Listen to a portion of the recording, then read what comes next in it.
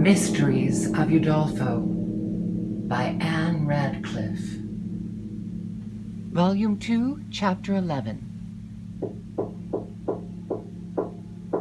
Reading and musical selections performed by Kara Dahl Russell. Quote, "Who rears the bloody hand?" End quote, by Sayers.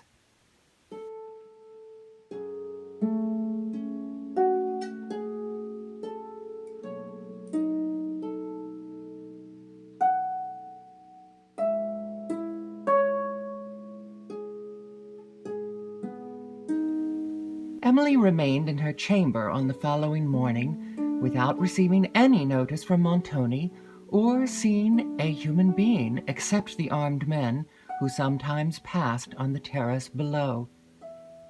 Having tasted no food since dinner of the preceding day, extreme faintness made her feel the necessity of quitting the asylum of her apartment to obtain refreshment, and she was also very anxious to procure liberty for Annette. Willing, however, to defer venturing forth as long as possible, and considering whether she should apply to Montoni or to the compassion of some other person, her excessive anxiety concerning her aunt at length overcame her abhorrence of his presence, and she determined to go to him and to entreat that he would suffer her to see Madame Montoni. Meanwhile, it was too certain, from the absence of Annette, that some accident had befallen Ludovico, and that she was still in confinement. Emily therefore resolved also to visit the chamber where she had spoken to her on the preceding night, and, if the poor girl was yet there, to inform Montoni of her situation. It was near noon before she ventured from her apartment, and went first to the south gallery, whither she passed without meeting a single person or hearing a sound, except, now and then, the echo of a distant footstep.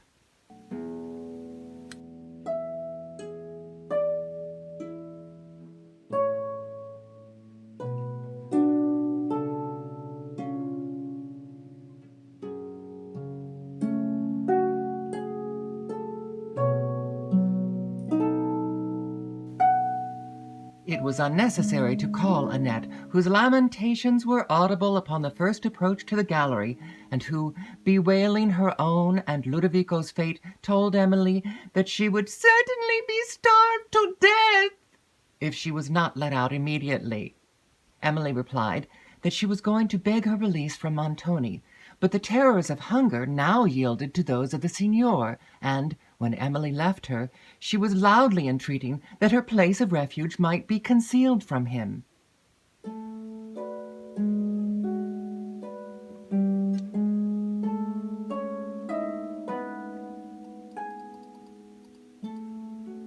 As Emily drew near the great hall, the sounds she heard and the people she met in the passages renewed her alarm. The latter, however, were peaceable, and did not interrupt her, though they looked earnestly at her as she passed, and sometimes spoke.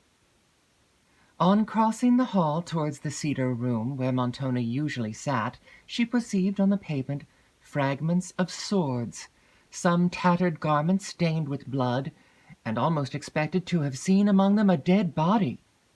But from such a spectacle she was, at present, spared. As she approached the room, the sound of several voices issued from within, and a dread of appearing before many strangers, as well as of irritating Montoni by such an intrusion, made her pause and falter from her purpose. She looked up through the long arcades of the hall in search of a servant who might bear a message, but no one appeared, and the urgency of what she had to request made her still linger near the door. The voices within were not in contention, though she distinguished those of several of the guests of the preceding day. But still her resolution failed. Whenever she would have tapped at the door, and she had determined to walk in the hall till some person would appear who might call Montoni from the room, when, as she turned from the door, it was suddenly opened by himself. Emily trembled and was confused, while he almost started with surprise, and all the terrors of his countenance unfolded themselves. She forgot all she would have said, and neither inquired for her aunt nor entreated for Annette, but stood silent and embarrassed. After closing the door, he reproved her for a meanness of which she had not been guilty, and sternly questioned her what she had overheard, an accusation which revived her recollection so far that she assured him she had not come thither with an intention to listen to his conversation, but to entreat his compassion for her aunt and for Annette. Montoni seemed to doubt this assertion, for he regarded her with a scrutinizing look, and the doubt evidently arose from no trifling interest. Emily then further explained herself, and concluded with entreating him to inform her where her aunt had been placed, and to permit that she might visit her, but he looked only upon her with a malignant smile, which instantaneously confirmed her worst fears for her aunt, and at that moment she had not courage to renew her entreaties.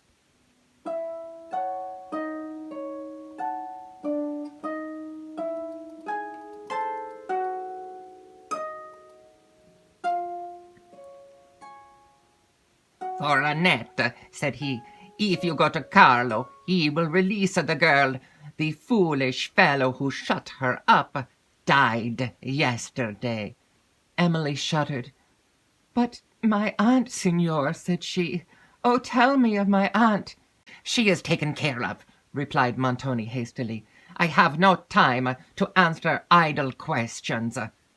He would have passed on, but Emily, in a voice of agony that could not be wholly resisted, conjured him to tell her where Madame Montoni was. While he paused, and she anxiously watched his countenance, a trumpet sounded, and, in the next moment, she heard the heavy gates of the portal open, and then the clattering of horses' hoofs in the court, with the confusion of many voices. She stood for a moment hesitating whether she should follow Montoni, who, at the sound of the trumpet, had passed through the hall, and, turning her eyes whence it came, she saw through the door, that opened beyond a long perspective of arches into the courts, a party of horsemen, whom she judged, as well as the distance and her embarrassment would allow, to be the same she had seen depart a few days before. But she stayed not to scrutinize, for when the trumpet sounded again, the chevaliers rushed out of the cedar room, and men came running into the hall from every quarter of the castle. Emily once more hurried for shelter to her own apartment. Thither she was still pursued by images of horror. She reconsidered Montoni's manner and words when he had spoken of his wife, and they served only to confirm her most terrible suspicions. Tears refused any longer to relieve her distress, and she sat for a considerable time absorbed in thought, when a knocking at the chamber door aroused her, on opening which she found old Carlo. "Dear young lady," said he, "I have been so flurried that I never once thought of you until just now. I have brought you some fruit and wine, and I am sure you must stand in need of them by this time." "Thank you, Carlo," said Emily. "This is very good of you. Did the Signor remind you of me?" "Oh, no, Signora," replied Carlo. "His Excellenza has business enough on his hands." Emily then renewed her inquiries concerning Madame Montoni, but Carlo had been employed at the other end of the castle during the time that she was removed, and he had heard nothing since concerning her.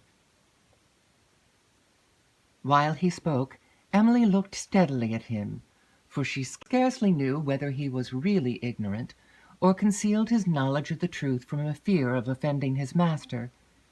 To several questions concerning the contentions of yesterday he gave very limited answers, but told that the disputes were now amicably settled, and that the Signor believed himself to have been mistaken in the suspicions of his guests. "The fighting was about that, Signora," said Carlo. "But I trust I shall never see such another day in this castle, though strange things are about to be done. On her inquiring his meaning, "Ah, signora," he added, "it is not for me to betray secrets, or to tell all I think, but time will tell." She then desired him to release Annette, and, having described the chamber in which the poor girl was confined, he promised to obey her immediately, and was departing, when she remembered to ask who were the persons just arrived. Her late conjecture was right. It was Verezzi and his party. Her spirits were somewhat soothed by this short conversation with Carlo, for, in her present circumstances, it afforded some comfort to hear the accents of compassion, and to meet the look of sympathy.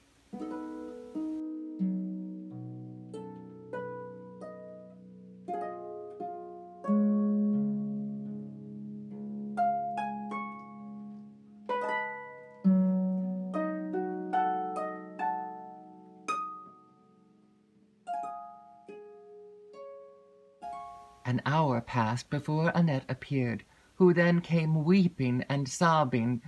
"Oh, Ludovico! cried she. "My poor Annette," said Emily, and made her sit down. "Who could have foreseen this, ma'amselle? Oh, miserable, wretched day, that ever I should live to see it!" And she continued to moan and lament, till Emily thought it was necessary to check her excess of grief. "We are continually losing dear friends by death," said she, with a sigh that came from her heart. "We must submit to the will of Heaven. Our tears, alas, cannot recall the dead." Annette took the handkerchief from her face. "You will meet Ludovico in a better world, I hope," added Emily. "Yes, yes, ma'amselle," sobbed Annette, "but I hope I shall meet him again in this, though he is so wounded." "Wounded!" exclaimed Emily. "Does he live?" "Yes, ma'am, but he has a terrible wound, and could not come to let me out. They thought him dead at first, and he has not been rightly himself till within this hour." "Well, Annette, I rejoice to hear he lives." "Lives! Holy saints! Why, he will not die, surely!" Emily said she hoped not, but this expression of hope Annette thought implied fear, and her own increased in proportion as Emily endeavored to encourage her. To enquiries concerning Madame Montoni, she could give no satisfactory answers. "I quite forgot to ask among the servants, ma'amselle," said she, "for I could think of nobody but poor Ludovico." Annette's grief was now somewhat assuaged, and Emily sent her to make inquiries concerning her lady, of whom, however, she could obtain no intelligence, some of the people she spoke with being really ignorant of her fate, and others having probably received orders to conceal it. This day passed with Emily in continued grief and anxiety for her aunt, but she was unmolested by any notice from Montoni, and now that Annette was liberated, she obtained food without exposing herself to danger or impertinence.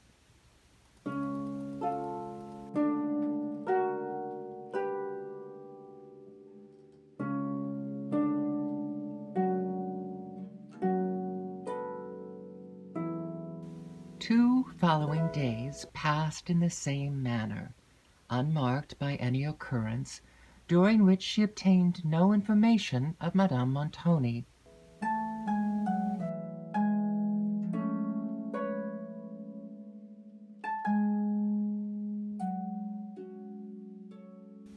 On the evening of the second, having dismissed Annette, and retired to her bed, her mind became haunted by the most dismal images, such as her long anxiety concerning her aunt suggested, and, unable to forget herself for a moment or to vanquish the phantoms that tormented her, she rose from her bed, and went to one of the casements of her chamber to breathe a freer air. All without was silent and dark, unless that could be called light, which was only the faint glimmer of the stars, showing imperfectly the outline of the mountains, the western towers of the castle, and the ramparts below, where a solitary sentinel was pacing. What an image of repose did this scene present! The fierce and terrible passions, too, which so often agitated inhabitants of this edifice, now seemed hushed in sleep. Those mysterious workings that rouse the elements of man's nature into tempest were calm. Emily's heart was not so, but her sufferings, though deep, partook of the gentle character of her mind. Hers was a silent anguish, weeping yet enduring, not the wild energy of passion, inflaming imagination, bearing down the barriers of reason, and living in a world of its own. The air refreshed her, and she continued at the casement, looking on the shadowy scene, over which the planets burned with a clear light, amid the deep blue ether, as they silently moved in their destined course. She remembered how often she had gazed on them with her dear father, how often he had pointed out their way in the heavens and explained their laws. And these reflections led to others, which, in an almost equal degree, awakened her grief and astonishment. They brought a retrospect of all the strange and mournful events which had occurred since she lived in peace with her parents. And to Emily, who had been so tenderly educated, so tenderly loved, who once knew only goodness and happiness, to her the late events and her present situation, in a foreign land, in a remote castle, surrounded by vice and violence, seemed more like the visions of a distempered imagination than the circumstances of truth. She wept to think of what her parents would have suffered could they have foreseen the events of her future life. While she raised her streaming eyes to heaven, she observed the same planet which she had seen in Languedoc, on the night preceding her father's death, rise above the eastern towers of the castle, while she remembered the conversation which has passed concerning the probable state of departed souls, remembered also the solemn music she had heard, and to which the tenderness of her spirit had, in spite of her reason, given a superstitious meaning. At these recollections she wept again, and continued musing, when suddenly the notes of sweet music passed on the air.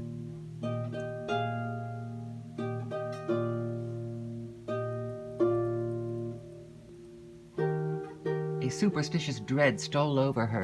She stood listening for some moments in trembling expectation, and then endeavored to recollect her thoughts, and to reason herself into composure. But human reason cannot establish her laws on subjects lost in the obscurity of the imagination, any more than the eye can ascertain the form of objects that only glimmer through the dimness of night.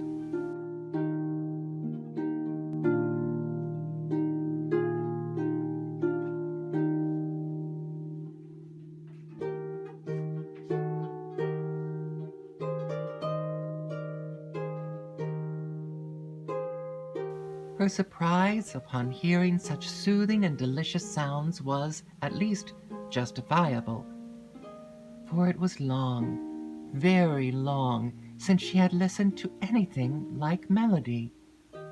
The fierce trumpet and the shrill fife were the only instruments she had heard since her arrival at Udolpho. When her mind was somewhat more composed, she tried to ascertain from what quarter the sounds proceeded, and thought they came from below, but whether from a room of the castle or from the terrace, she could not with certainty judge. Fear and surprise now yielded to enchantment of a strain that floated on the silent night with the most soft and melancholy sweetness. Suddenly it seemed removed to a distance, trembled faintly, and then entirely ceased. She continued to listen, sunk in that pleasing repose which soft music leaves on the mind, but it came no more. Upon this strange circumstance her thoughts were long engaged, for strange it certainly was to hear music at midnight, when every inhabitant of the castle had long since retired to rest, and in a place where nothing like harmony had been heard before, probably for many years. Long suffering had made her spirits peculiarly sensible to terror, and liable to be affected by the illusions of superstition. It now seemed to her as if her dead father had spoken to her in that strain to inspire her with comfort and confidence on the subject which had then occupied her mind. Yet reason told her that this was a wild conjecture, and she was inclined to dismiss it, but, with the inconsistency so natural when imagination guides the thoughts, she then wavered towards a belief as wild. She remembered the singular event connected with the castle which had given it into the possession of its present owner, and when she considered the mysterious manner in which its late possessor had disappeared, and that she had never since been heard of, her mind was impressed with a high degree of solemn awe, so that, though there appeared no clue to connect that event with the late music, she was inclined fancifully to think that they had some relation to each other. At this conjecture a sudden chillness ran through her frame. She looked fearfully upon the duskiness of her chamber, and the dead silence that prevailed there heightened to her fancy its gloomy aspect.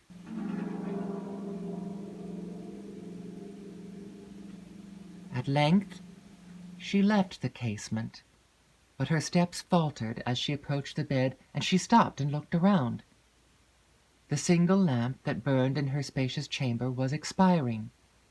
For a moment she shrunk from the darkness beyond, and then, ashamed of the weakness, which, however, she could not wholly conquer, went forward to the bed, where her mind did not soon know the soothings of sleep. She still mused on the late occurrence, and looked with anxiety to the next night, when, at the same hour, she determined to watch whether the music returned. "If those sounds were human," said she, "I shall probably hear them again."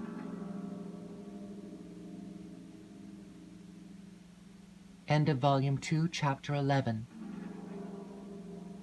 Reading and musical selections performed by Kara Dahl Russell.